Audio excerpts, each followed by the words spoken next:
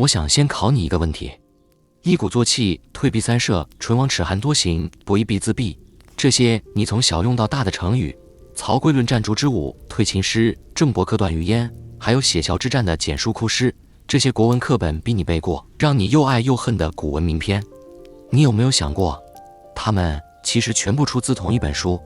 这本书记录的是中国历史上最混乱、最血腥，却也最精彩的200多年春秋。那是一个周天子威信扫地，100多个诸侯国彼此攻伐的年代，哥哥设下圈套，除掉自己的亲弟弟，天子和诸侯互相交换人质，一个平民在战场上用一句话扭转了国运，一个老人深夜被人用绳子吊下城墙，孤身走进敌营去拯救自己的国家。阴谋、战争、誓言、背叛，一场接着一场，比人河边出来的剧本都好看。把这一切写下来的书就是《左传》，中国第一部伟大的叙事史书。2000多年来，中国人讲故事、论谋略、写文章都绕不开的源头。今天20分钟，我带你把课本里那些零碎的名篇串回一整部春秋大戏。先说这本书是怎么来的。春秋时代，鲁国有一部官方编年史叫《春秋》，相传由孔子亲手修订。但这部《春秋》有个大问题，太简了。一整年的大事常常只有1-2句话，一场惊天动地的政变只有6个字：郑伯克段于鄢。谁是郑伯？段又是谁？兄弟之间到底发生了什么？为什么偏偏用一个克字？经文一个字都不肯多说。古人相信孔子把褒贬都藏在这些用字里，这就是所谓的春秋笔法，微言大义。可是对后人来说，没有故事就读不懂褒贬。于是有人站了出来，为春秋作传，传就是解释经文的书。相传这个人是和孔子同时代的鲁国史官左丘明，他把春秋里每一条干巴巴的记录都还原成有头有尾、有人物、有对话、有细节的完整故事，写成一部10几万字的大书《春秋左氏传》，简称左传。从鲁隐公元年到鲁哀公27年，前后250多年的兴亡成败全部收在这部书里。司马迁写《史记》以它为本，后世的史书、兵书、古文、小说全都受它滋养。可以说，没有《左传》，春秋就只剩下一堆年份和人名；有了《左传》，那200多年才真正活了过来。那《左传》写的是一个什么样的时代？故事要从一场搬家说起。西元前770年，犬戎攻破镐京，周平王把都城东迁到洛邑。从这一天起，周天子名义上还是天下共主，实际上地盘越来越小，说话越来越没人听，慢慢沦为一块招牌。真正说了算的是底下那100多个大大小小的诸侯国，齐、晋、楚、秦、郑、宋、鲁，个个摩拳擦掌。旧规矩塌了，新秩序还没尝出来，历史进入一段弱肉强食的丛林时代，大国吞小国，像吃饭喝水一样平常。左传里有个著名的例子，晋国想攻打虢国，向夹在中间的虞国借道，还送上美玉和宝马。虞国大臣公之奇苦劝国君，虞和国就像面颊和牙床，辅车相依，唇亡齿寒，嘴唇没了，牙齿还能不受冻吗？虞公贪图财宝，执意借道，结果晋军灭了虢国，回城顺手把虞国也灭了，美玉宝马原封不动拿了回去。这就是春秋，礼崩乐坏，心意稀缺，每个国家都活在今天不知道明天的恐惧里。而左传最厉害的地方，就是把这个大时代拆成了一个个让你背脊发凉又拍案叫绝的故事。下面我们就按课本的顺序一篇一篇看。左传全书的第一个大故事，就是课本里的郑伯克段于鄢，一场亲妈和亲弟弟联手要夺亲儿子江山的家庭悲剧。郑庄公出生的时候难产，脚先出来，把母亲武姜吓坏了。从此母亲厌恶这个大儿子，偏爱小儿子共叔段，3番2次想立小儿子当继承人。庄公即位后，母亲替弟弟讨封地，一开口就要最大的城。弟弟到了封地，扩军修城，收编编役，一步一步准备造反。大臣们急得不行，劝庄公赶快动手。庄公只回了一句冷冰冰的话：多行不义必自毙，子固待之，坏事做多了他自己会垮，你就等着看吧。你听出来了吗？这不是仁慈，是算计。庄公故意纵容弟弟，等他的野心彻底暴露，舆论完全站到自己这边，才一出手就是雷霆万钧。西元前722年，共叔段起兵偷袭国都，庄公早有准备，一战把弟弟打到流亡国外，这就是郑伯克段玉燕。随后他把参与密谋的母亲安置到成隐，发下毒誓：不及黄泉，无相见也；不到黄泉，永不相见。可话一出口，他就后悔了，天下人都看着呢。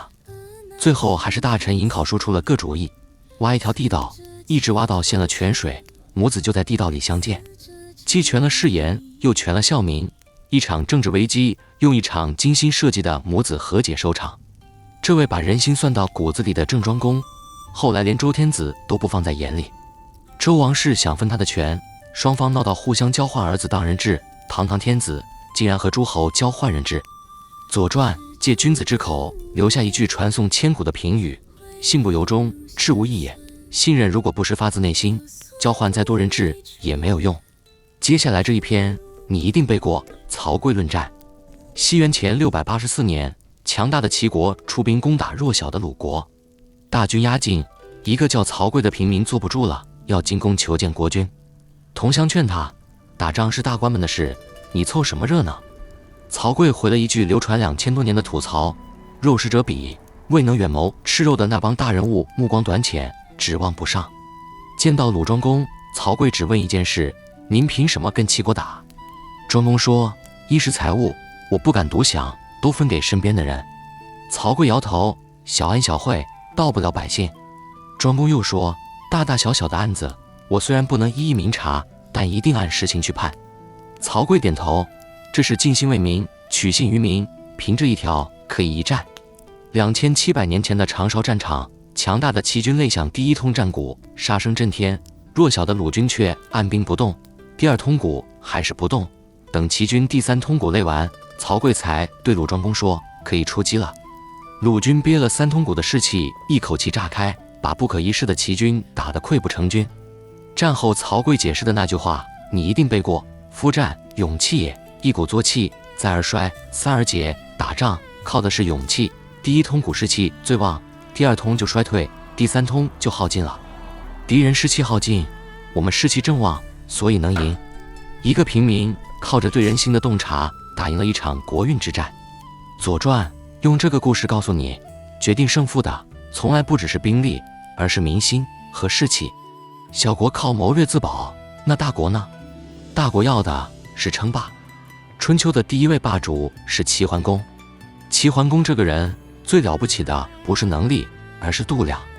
当年争夺君位，对手的谋士管仲带兵截杀他，一箭射中他的衣带钩，他靠装死才逃过一劫。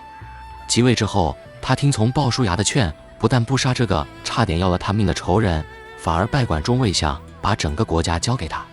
管仲改革内政，发展工商，整顿军备，几年之间，齐国国力冠绝诸侯。更高明的是战略。管仲给齐桓公定下4个字的国策：尊王攘夷。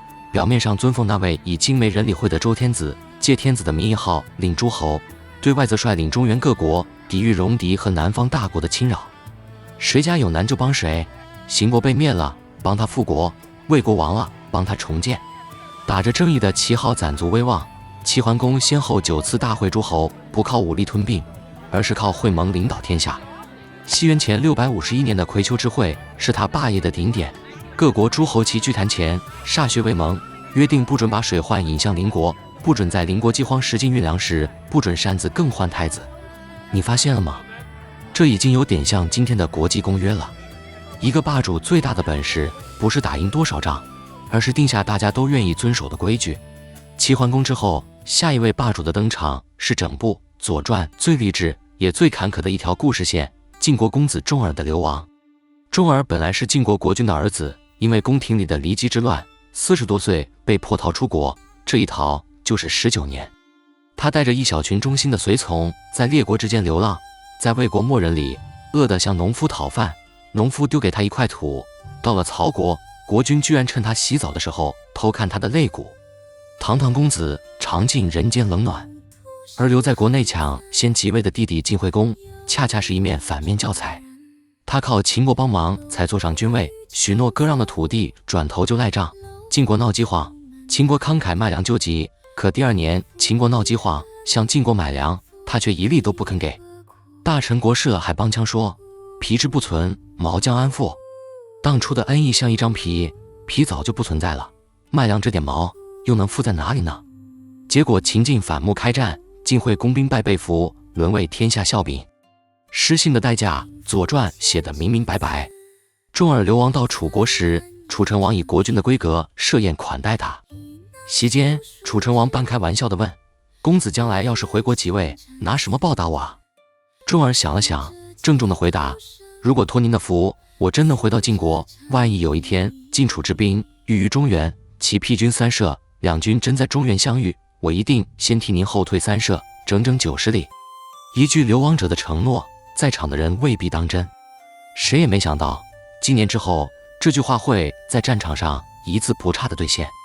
西元前636年，在秦穆公的护送下，62岁的重耳终于回国即位，他就是晋文公。晋文公即位才几年，考验就来了。